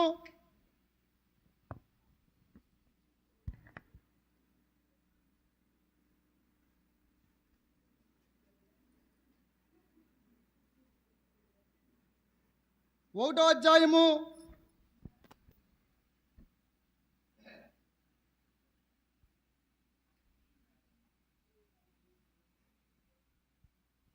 7వ వచనం నుండి చదవమ్మా. అయితే ఆయన వెలుగులోనున్న ప్రకారము మనమును వెలుగులో నడిచిన ఎడల మనము అన్యోన్య సహవాసము గలవారమై ఇందుము. అప్పుడు ఆయన కుమారుడైన యేసు రక్తము ప్రతి పాపము నుండి మనల్ని పవిత్రులుగా చేయును. యేసు రక్తము ప్రతి పాపమును, హల్లెలూయా హల్లెలూయా హల్లెలూయా చెప్పండి. సమరయ స్త్రీ యొక్క పాపాన్ని, అందరి పాపాలను, అక్కడ నిలబడిన స్త్రీ యొక్క పాపాన్ని కూడా ఏ రక్తం కడిగిస్తుందంటే యేసు రక్తము ఒక్కటే కడిగేస్తుంది. ఆ రక్తము దగ్గరికి చేర్చబడిన ప్రతి ఒక్కరూ విడుదల విడుదల విడుదల, పరిశుద్ధులైపోతారు. ఇంకేమంటున్నాడు చూడండి. మనము పాపము లేని వారమని చెప్పుకొని ఎడల, అంటే కొంతమంది ఉన్నారన్నమాట మ్యాటర్లో, అది మ్యాటర్. హల్లెలూయా. నాలో పాపము లేదని చెప్పుకునే వాళ్ళు ఉన్నారు. ఇక పాపము చేయవద్దు అని ఆ స్త్రీతో యేసయ్య చెప్పాడు. కానీ ఇక్కడ కొంతమంది ఉన్నారంటే ఏమని, మనము పాపము లేని వారమని చెప్పుకొని ఎడల, మనము పాపము లేని వారని చెప్పుకునే ఎడల మనలను మనమే మోసపుచ్చుకొందుము, మనలను మనమే మోసపుచ్చుకుందాము, మరియు మనలో సత్యముండదు. మన పాపములను మనము ఒప్పుకొని ఎడల, మన పాపములను మనము ఒప్పుకొని ఎడల ఆయన నమ్మదగిన వాడును, ఆయన నమ్మదగిన వాడు, నీతిమంతుడును గనుక, నీతిమంతుడు ఆయన మన పాపములను క్షమించి, అదే ఆయన మన పాపములను క్షమించి, అక్కడ ఆ స్త్రీని ఎలాగైతే దేవుడు క్షమించాడు, అలాగే మనలందరికీ, ప్రపంచానికి క్షమాపణ. హల్లెలూయా హల్లెలూయా. మన పాపములను క్షమించి సమస్త దుర్నీతి నుండి మనలను పవిత్రులుగా చేయును. ఒకవేళ ఇంకా బిల్డప్ ఇస్తున్నాను అనుకో, నేనే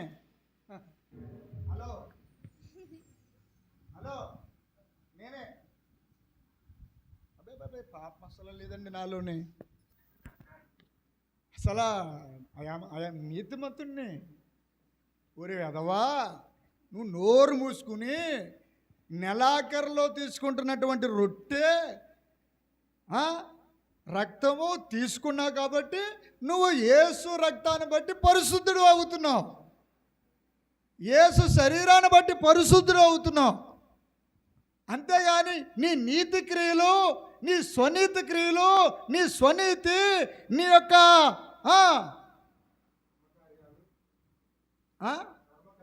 ధర్మకార్యాలు అన్నిటినీ ఏమంటున్నాడంటే దేవుడు కొట్టివేస్తున్నాడు. హల్లెలూయా. మరి నేనేమో అక్కడ ఒకవేళ నేను ఒప్పుకోలేదనుకోండి, ఒప్పుకోకుండా ఏమన్నాను, మనము పాపము చేయలేదని చెప్పుకొని ఎడల ఆయనను అబద్ధికునిగా చేయు వారమగుదుము అగుదురు, మరియు ఆయన వాక్యం మనలో ఉండదు. అది గది. ప్రతి నెల బల్ల కార్యక్రమం ఎందుకు ఇస్తున్నామంటే, అయ్యా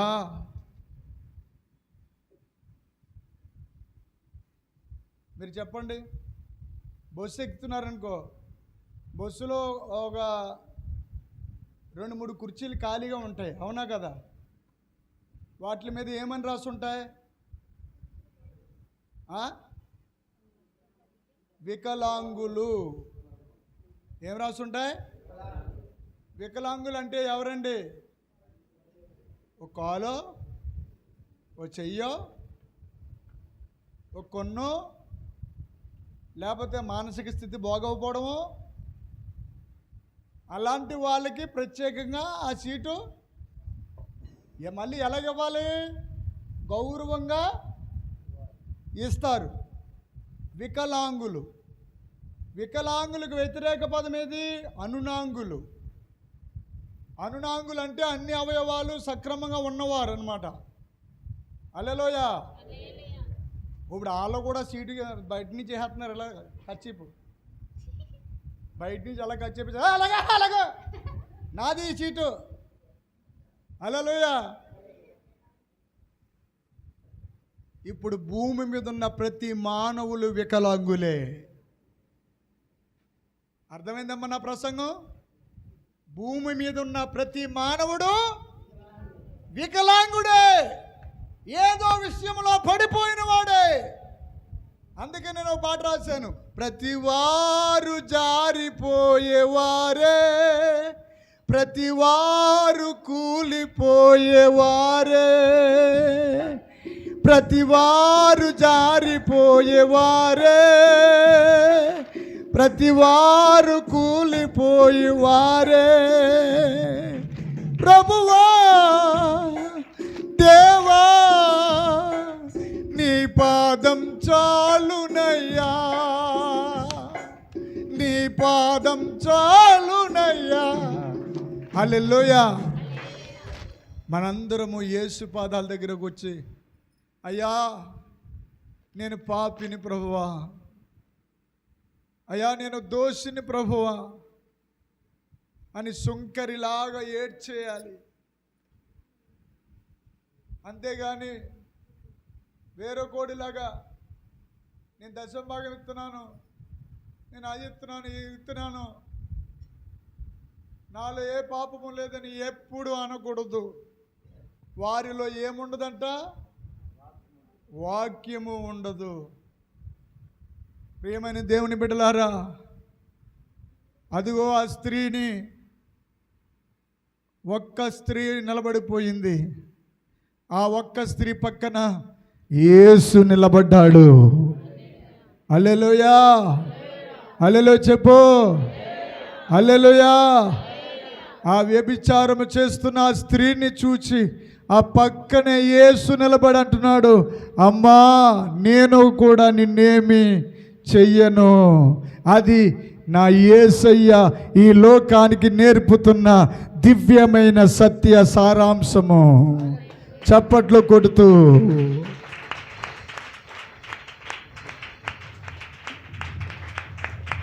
పాపరోగానికే మందు, పాపరోగానికే మందు, ఇది పరిగెత్తి తిరుగుంటే దొరకదిక మందు.